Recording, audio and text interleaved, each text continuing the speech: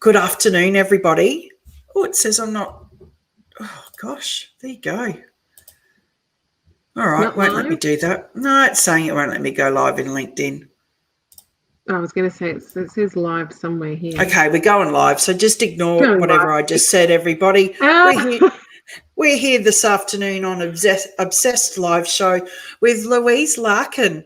And I really wish you guys could hear the conversations we have before and after the shows, because they're also pretty good. Louise is the founder and CEO of Friend in Me, and they're a not-for-profit organisation absolutely dedicated to eradicating social exclusion of kids. And Louise, I'm so excited to talk to you because I have been one of those kids who've been a long time ago. I've had a kid who's been socially excluded, and I'm really curious to hear about how you came up with this idea and the things that you do. So welcome.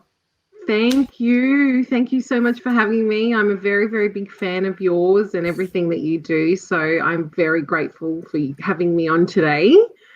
Friend in Me.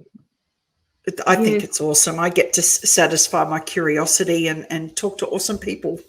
Yeah, it's good. And, you know, and I love doing the same. And that's why exactly what you said, we had a bit of a banter before the show, which is always really lovely as well. And, you know, I feel like once I start going, you feel like you just connect with people and start talking away.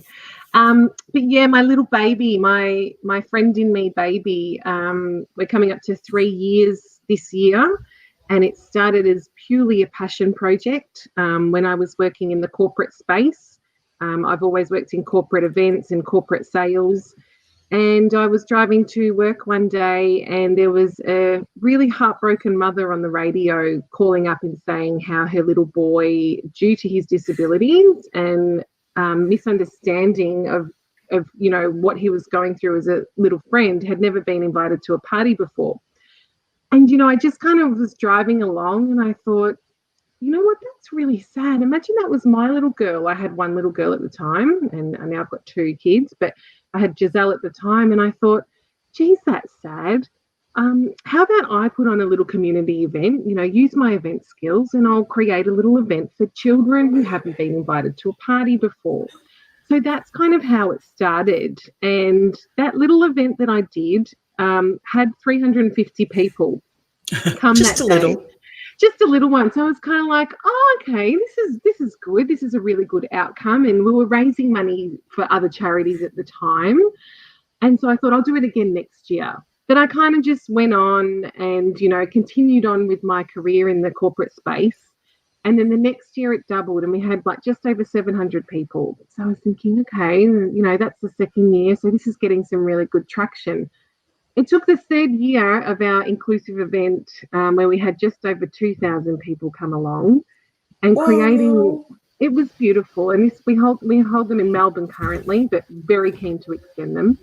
And it kind of took me that year, and by now I'd have my second little girl, Florence, and I was on maternity leave with her. And I thought to myself, do you know what? I have some real fire in my belly right now. I have some real fire to make a really big difference for these children. And I am going to leave my very secure, very senior role in the corporate world, and I'm going to do this full time. So I rang my husband. Husband? Hi. And it was literally just that. It was like, I don't want to go back to my job, you know. And he's like, well, don't, just resign. You know what they're like. Just resign. Oh, but it's not that easy. You know, I have to contribute to the family. And what if? He said, you're so good at what you do. You have so much fire in your belly to be the change for these kids. Just leave. So I did. I left my job and then I sat there and said, oh, shit, what am I going to do now? But I opened up the universe to so much possibilities. You know, I started getting a lot of media coverage. I started to really create a space where this was October last year. I started creating a space that I was welcoming all these families in. And, you know, we kind of changed our model a little bit. So it wasn't just for children who had never been invited to a party. This was now for children who had been excluded and might be suffering mental health issues because of that exclusion. and how can we understand why they're being excluded, and how can we welcome them into society so they don't feel like that anymore. So that's what I'm doing now. And, you know, we had an event that was supposed to happen in March this year, and I was absolutely heartbroken that I had to cancel it. But do you know what? In hindsight, it was meant to not go ahead. I was meant to kind of stop for a bit because I had 3 major events in 3 months, and I really burnt myself out, you know, because I just wanted to keep going. As we do when we're passionate. True. Like nightly, you'd be thinking, and I was just organising these major events, and I've got an amazing team behind us, but it kind of forced me to stop and think about what direction we were going in. So COVID has forced me to just have a bit of a breather and create some, you know, some space around some ideas and what we're going to do. So, you know, I've been doing that. I've restructured our board. I've even got a lovely lady who you've spoken to before on our board, Naomi Lambert. I've restructured our board. She's the best. Love her. I love her. Best. But I always talk about her. She always comes up in my beautiful conversations. But I've restructured the board. I've restructured our business model because, let's face it, events is a really scary time right now, and I don't know where events are sitting. I don't know. It's very grey. I think people are very nervous. We obviously have to practice all these social distancing skills. So right now, we can't be an events-based model. We need to be finding other means and other ways that we can support these children and support the families too, because I have so many mums and dads and caregivers come to me saying, how can you help? You know, my daughter is on the spectrum and she really struggles in making a genuine friendship. How can you support us? So it's been really, really lovely being able to. I'm really bad at business planning. I have the huge heart and I just want to go out and, you know, create these memories. And then the board tells me to write a business plan and I lock up and I go, I know I need to do it, but can't I just be the change? Can't I just go out and just, you know, create the events and connect the communities and connect the families? So I've been a very good girl and I am doing the business plan, and you know, we're rebranding at the moment, so we have a beautiful new logo and that's about to roll out. And I'm very proud of how good I'm being with my business skills at the moment. And the board are very happy with me too. But it's just been a really good time to focus, I think, focus on how I can be that positive change maker for these children and be a prevention, you know, be a prevention for these little ones. You know, it starts so early, bullying, not being kind, excluding, you know, and I haven't dealt with it firsthand just yet. I'm not saying that my girls won't, you know, I hope they don't, but I'm not saying they won't experience it. But if they did, I have the tools and I want to be able to gift that to other people, the tools that we can give to our kids to be able to create an inclusive world. So you said before, like with after the big event last year with 2,000 people, that you were now also looking into why these things, like why kids were being socially isolated. What's some of the things that have come up? Like what's happening there? What have kids? Like I'm asking you lots of questions now. Have kids always been cruel, or are they becoming crueler, or am I just exaggerating? I think they've always been cruel. There's always been bullying. That's been around for a very long time. What I've learnt out of it the most is that we have to teach our kids that there's so many other children with so many abilities. We just have to educate the kids. You know, my daughter comes to me and asks me questions all the time. This is a 4-year-old. She always comes to me and asks me why does that child talk funny, or why are they in a wheelchair? So I think it's about educating, you know, all children that everybody is different and everybody is unique. And you know, a lot of people say to me, oh, do you want your kids to be friends with everyone? You know, friend in me. Absolutely not. I don't want to be friends with everybody either. I don't want to be, and not everybody wants to be my friend. But what we do need to do is be kind. We do need to, you know, even in the kinder yard, if someone is playing by themselves, maybe that afternoon you can just go and ask them if they want to come and have a run around with you or play with your dolls or Lego or whatever it may be. So I think it's just about educating on all these different abilities that are happening. You know, autism is a bit of a buzzword at the moment. It's becoming now very apparent. You know, I think, and this is just purely from research and not what I've experienced personally, but autism 10 years ago was not spoken about. You know, if you had a child that was on the spectrum, there was no support for them. It was kind of like you just keep them away from society because that was just easier. It was just easier, and then they were misunderstood. So now there's so much going on with, you know, ADHD and autism that it's actually becoming, you know, a parent said it to me the other day, it's actually becoming a little bit trendy. It's okay to have autism. It's okay to have ASD. You know, you need to embrace that. And that's what I think it is. I just want to show kids that embrace whoever you are, whatever abilities you have, talk about it. There's a beautiful little girl. She's not 13 years old now. She was born with a stutter.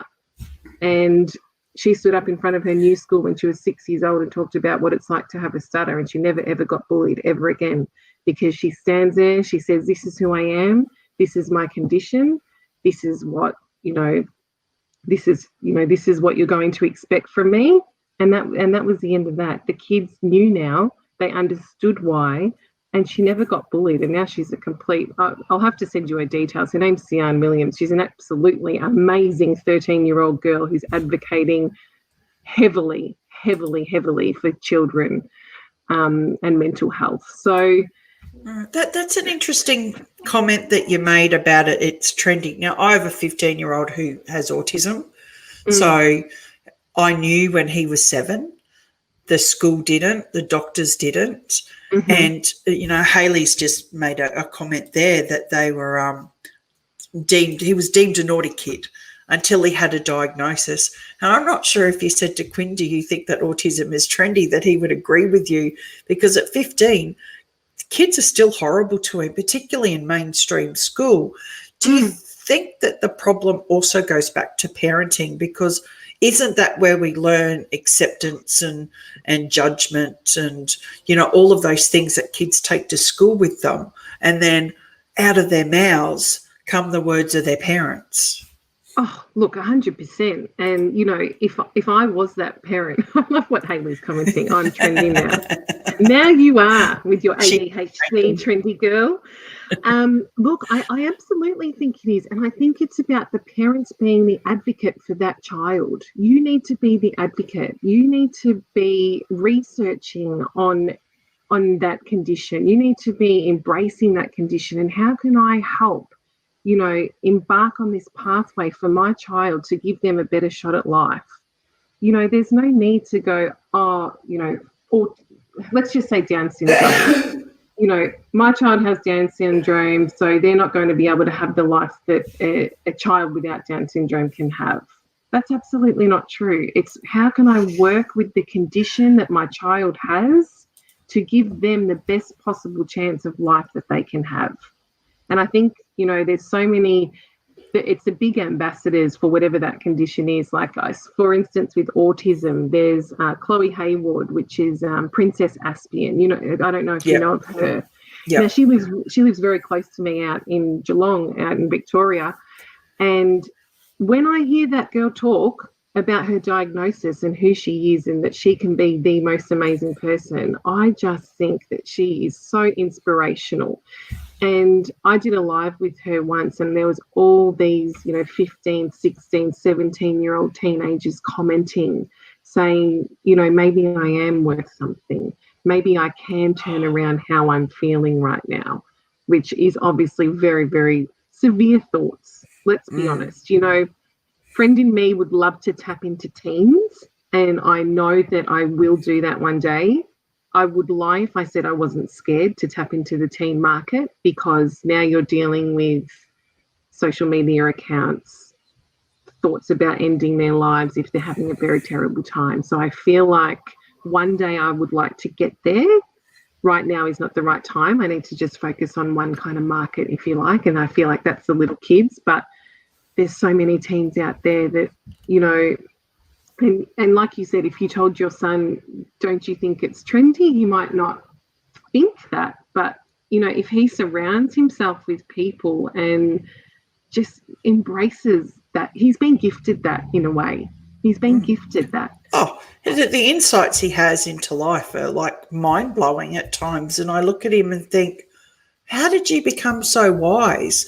But I think even these kids who are often so badly treated by their peers, it develops an incredible resiliency in them, and they do age beyond their actual age, because when you're isolated and ostracized and picked on and bullied, you do have to develop a tougher shell. So I'm hoping with the work that you do with younger kids is that by the time they're teenagers, it's not something that is so prevalent within high schools. Naomi's got a good question. Sorry. Is there an age where kids stop listening to their parents and start to mirror what other kids say instead? So I guess if you're educating the kids, are they then becoming the role models for other kids to go, hey, that behaviour's not on. This is the behaviour we should be. Now, what I've noticed since I've researched is I find around that 9-year-old, they start understanding that they may just be being an asshole, that I am going to hurt that child. 4, 5, 6, they kind of like, you're not my friend, but you're not, you have no intent. So I really feel like it's at 8, 9 years old that they're the sponge that you need to like listen to mum or dad or caregiver, whoever that is. This is what you need to be mirroring now. And I only hope that, I don't have teenagers. I think about me being a teenager. I wouldn't have been mirroring my mum no matter what she told me to mirror at 14 years old. I'll mirror what I want to mirror. Yeah. I was a little shit, actually. No. I know. No one would believe me. No one believes me. But, I just hope, all I can do personally is just guide my girls on the right path. This is what it is to be a good person. This is what it is to include your peers, not all your friends, and that's okay. And I always talk to Giselle about this. But, I also call her out if something isn't right. I got pulled up at Kinder because she turned around and said, oh, that's not a very nice drawing. And I thought, God, that's way out of character for Giselle, way out of character. So I kind of pulled her up. At the best time to pull kids up at that age is bedtime, when they're kind of just lying down. You have a bit of a chat. And I just asked her, I didn't yell. I just said, how would you feel if someone just turned to you and said, that's not a very nice drawing? How would that make you feel? And she said, well, that would make me feel very, very sad. I said, yes, it would. So how do you think, I forget who it was, Sienna, let's just say, how do you think that made her feel? And she said, I think that made her feel very sad. So, I just, that's all we can do as parents. And I will always, show her that kids are different and that there might be one in a wheelchair. And if we see a child having a meltdown in a play centre or at the zoo or something like that, I explain that, just what's going on, what's going on in their little world, to just try and help her understand. So if she sees that happen at school or Kinder, then she's got an understanding that, okay, well, this is because they, that's this, they don't know how to regulate and all these kind of things. They're very big words for a little girl right now.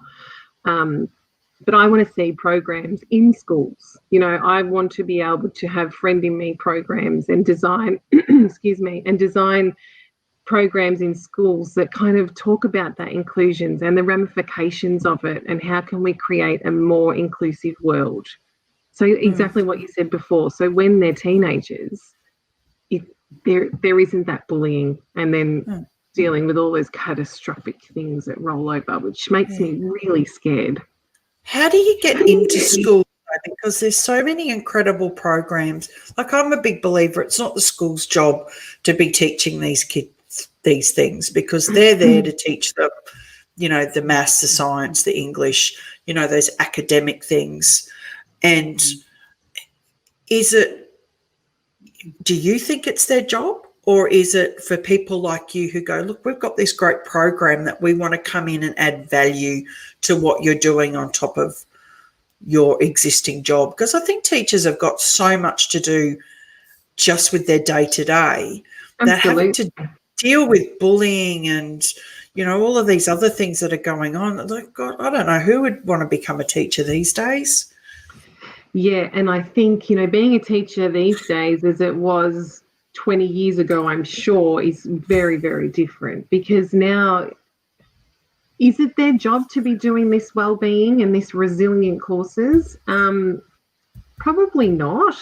I think it's a parent job first and foremost. So maybe it's us educating the parents on how to deliver this, because, like you said, we are guiding these kids.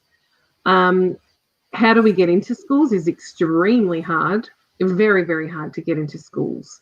I kind of question how much, for instance, a 1 hour program, how much the kids are going to take out of it, or is it more an external program, which is what Naomi just popped up. Is it external programs that, you do as an outside resource that the parents can endorse and the parents, want to see? It's just so tricky, because I feel like it is needed. Health and well-being at the moment, and mental health is obviously a very, very big deal, and I'm also a very huge advocate for mental health, and I think that this is where Friend in Me has all stemmed from. I mean, at the end of the day, I'm protecting the mental health of children. That's what I'm doing. I lost my dad to mental health illnesses. It's been 3 years since we lost him, and living in extremely poor conditions and a poor lifestyle and everything on top of that. So I just want to create the change, and I feel like it does start with these little kids. Is it in schools? Maybe it's not. Maybe it's not in the school sector.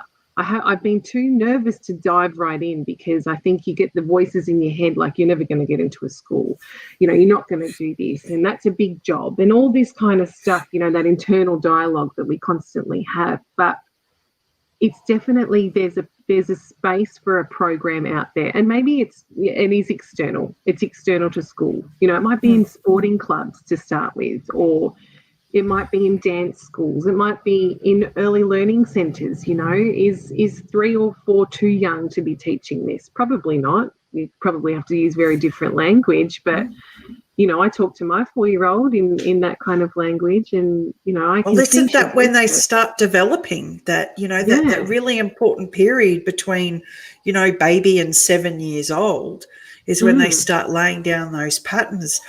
Louise, what is the long-term repercussions on these kids who are so socially isolated? Like, have you looked into the ramifications on when they are teenagers and when they do leave school? If they're not, like nurtured and accepted. I mean, immediate things when they're little is, poor appetite, poor sleep. So they're things that are immediate. Now, what these carry on to is much bigger problems when they're teens. As I said, now we're dealing with social media accounts and things like that. And I think for me, the biggest thing is when you're excluded from society and you don't know how to interact with other people, so you stay inside and pretty much interact with yourself only, you get into a very deep, dark state. And then this is what's leading to the worst case scenario, which I think we know all of that is. Now, my dad was completely isolated from the world, completely, because he, in the end, didn't know how to interact. He didn't know how to build genuine friendships. He didn't know how to reach out to people for support. So we want to be giving these kids rolling into teens these tools to be able to seek support and how they can actually reach out to people and find that, we don't all need a lot of friends, but imagine not having not one genuine friend. Imagine no one that's got your back. No one that you can turn to when you're feeling shithouse. That's when you get into the deep, dark hole. That's when you don't reach out to meet people. You might not get married. You might not start a family, and then it's just a flow on. And then you don't want to be on this earth anymore. And I think that's what it is, because you've been living a life of loneliness and misunderstood, that no one understood why you were the way you were for whatever that reason is. So you don't want to be here anymore. And that's what I can't deal with. That's what I need to stop. And I've chosen to start with it with kids. Because Well, I don't want these kids to end up like Dad. I don't want that. You know, that needs to not happen. And unfortunately, it is. it's a powerful motivator. It is because I couldn't save Dad. I couldn't make him feel included in the world, included in society. I tried to support him as best I could, but when you're in your 60s and you've lived with these conditions your whole life and you can't see that light, there's just no way you can see that light. I couldn't save him. But what I can do is be the voice for these children and create a much happier, more positive path for them so they don't end up like my dad, and many other Australians and people in the world end up like him.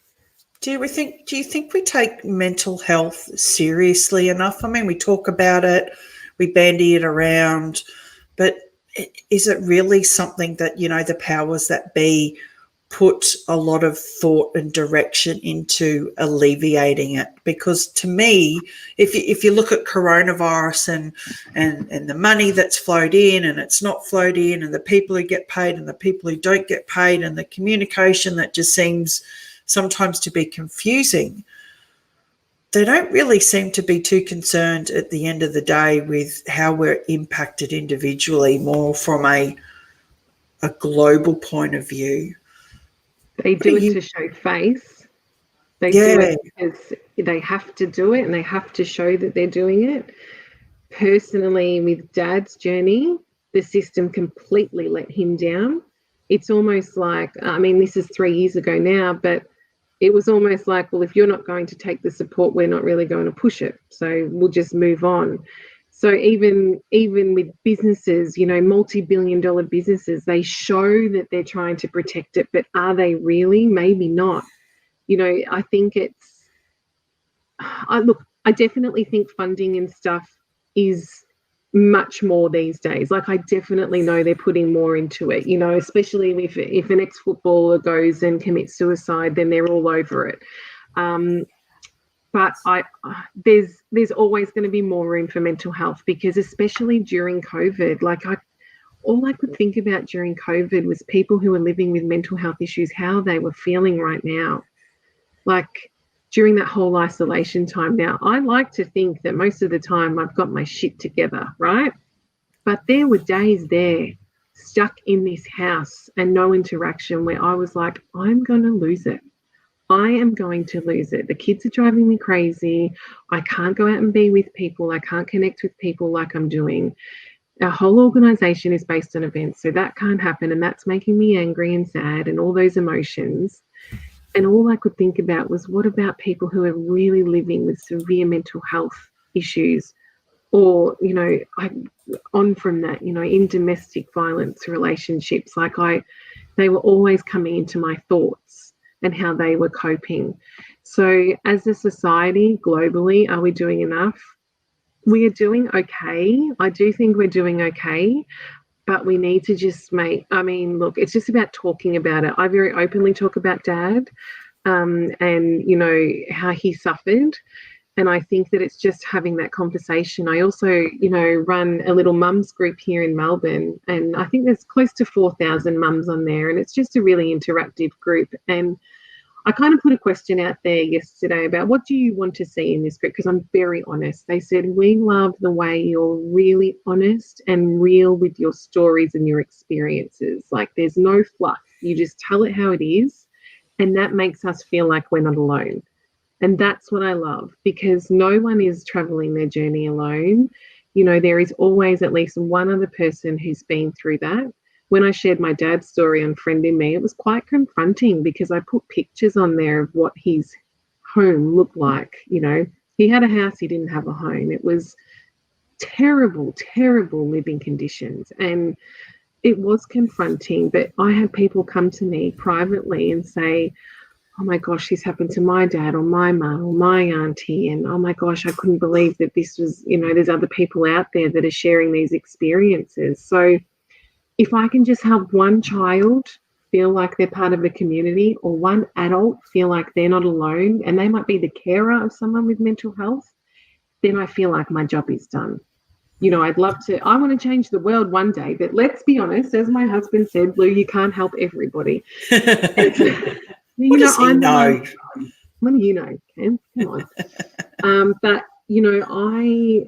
it's just ingrained in me. And that's why when I left the corporate world, there was just something that wasn't fueling me with that job anymore. There was something that just wasn't sitting right with me. And I knew that my passion had to go elsewhere about being this positive change maker. And I do dabble into probably too many things that I have time for, but I can't help it.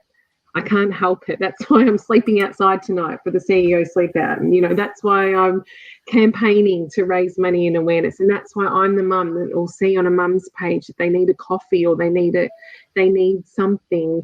And I'll write, what's your address? I'll come drop you a coffee. You don't even need to open the door. I'll just ring the bell or dump the coffee and off I go. Like, I just can't. And poor Cam thinks I'm going to open up a soup van around the corner. Like, that's, he's like, and he goes, with everything you do, just don't open up a soup van, Lou, because we don't have time for that. Like, well, don't ask me. Don't drop ideas in my head. I know, but, and I'm very grateful that he's so supportive. Like I said, he's a very corporate entrepreneurial, how does it make money? How do we scale type guy? And I'm just the one with the big heart and the passion that just wants to make a social change. So sounds like a match made in heaven. Yeah, we are. We complement each other nicely. But I think, Louise, you hit a really good point there, that it's the sharing that can change the way that we think and the way that we interact and the way that we view people. And I'm so grateful for your time this afternoon and Thank for you. sharing your story and sharing what you're doing with Friend in Me. And if anybody wants to reach out, I'll drop the link in the chat box. Thank you. Louise will drop a coffee off. I'll drop a coffee off. I'll fly over if I have to. Like, even the beautiful Naomi, she lives in Perth. I haven't even met her face to face, and I just feel like I've known her forever. She's just one of those beautiful people that, and this is the beauty about this kind of thing, and connecting with like-minded people and talking to beautiful people like you and hanging out in your hub and doing all these crazy things that just make us feel good. We're so lucky, and I'm lucky to have spoken to you this afternoon, the wonderful Louise Larkin from Friend in Me. And like I said, I'll drop the link to Friend in Me in the chat box. And I want to thank everybody for joining us this afternoon. I'll see you tonight for our interview. We're going to talk about beer tonight. Like, perfect. Thank you, everybody.